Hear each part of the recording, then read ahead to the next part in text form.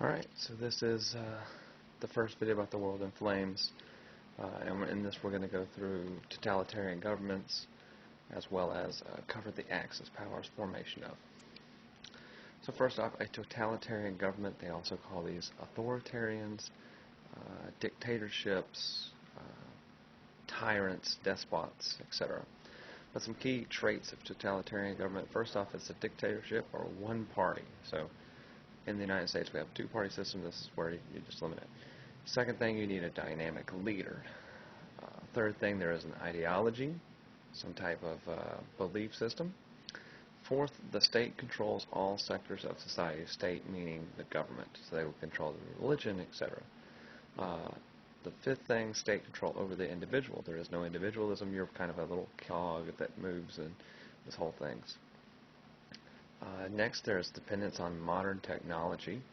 And lastly, organized violence is actually in some ways promoted to make things happen.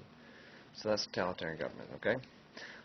Now I bring that up here because in the 1930s, Europe fell to a lot of these totalitarian governments. Just basically, they came and said, hey, it can't get any worse, right?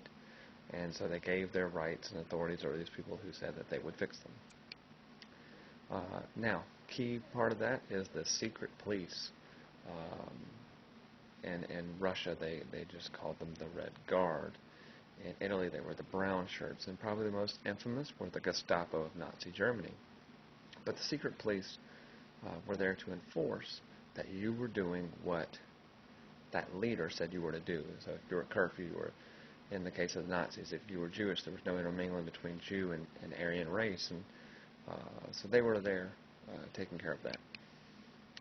Now we're going to start with the first one because he really kind of creates an idea. In Italy, there was a man named Benito Mussolini. Benito Mussolini's nickname was El Deuce, or the leader. Okay. Now he wanted to return to Roman greatness. In fact, if you can see his flag there, Italy has been the tricolor green, white, red. He put that Roman eagle there. Now, Rome was a major power in world civilization, one of the greatest empires to ever live, and he wanted to bring that back. Now, the problem is, Italy can't really fight well. In fact, a lot of the conquests they make early on over Ethiopia and places of Africa were with Hitler's aid. So that's Benito Mussolini. He takes over Italy.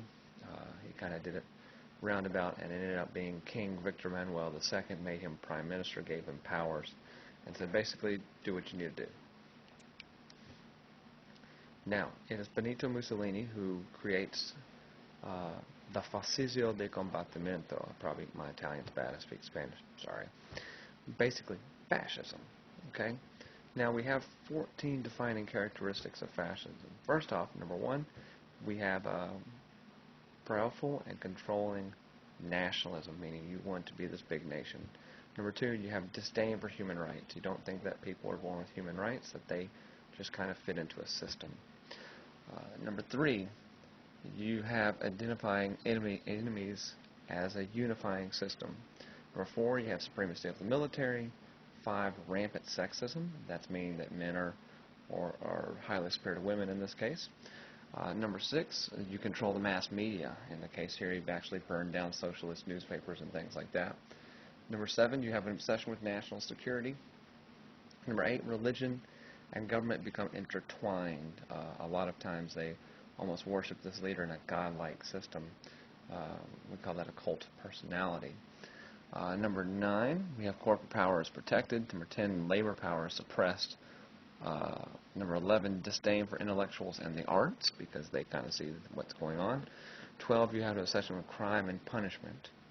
13, rampant cronyism and corruption. And then lastly, fraudulent elections. So these are rapid things that go about fascism. Fascism is really a big thing in the 1930s. However, there are still fascist parties throughout Europe. Now, somebody who studied fascism and then kind of went through, okay, Adolf Hitler, we've heard of Adolf Hitler. His nickname was Der Führer, which again means the leader. Are you noticing a pattern here?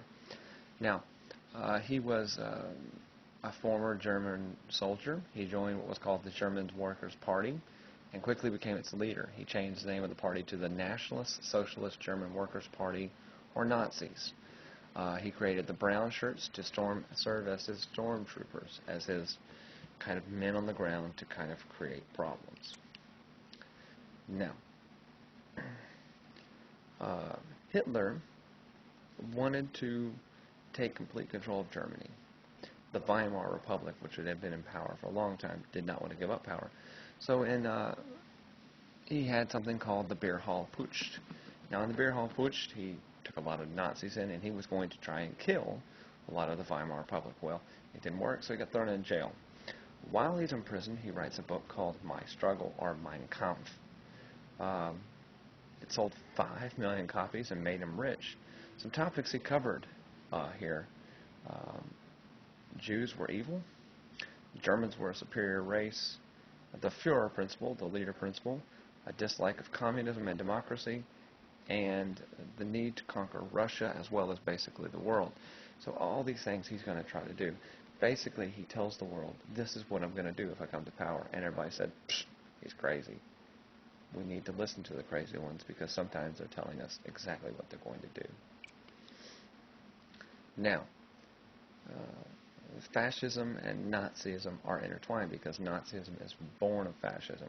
So what is the difference? What's the overlying thing?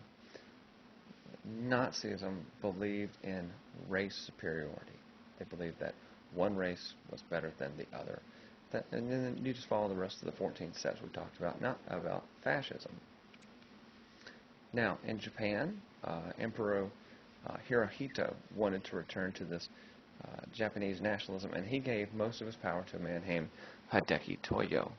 Now, Hideki Toyo had some problems, he had some reforms, but ultimately he's going to try to bring back this imperialistic Japan, and he's going to go take Manchuria early on in 1932, and we'll get to that. All right. Now, before they're even started here, notice the flags are vastly different. These three countries will loop together and call themselves the Axis powers. So what is the tie that binds? They are all totalitarian, they're all fascist governments, and they believed in kind of this overarching thing. And so these are who we're really going to be fighting when World War II comes to power. But remember, this is in the 1930s. We're not even to World War II yet, okay?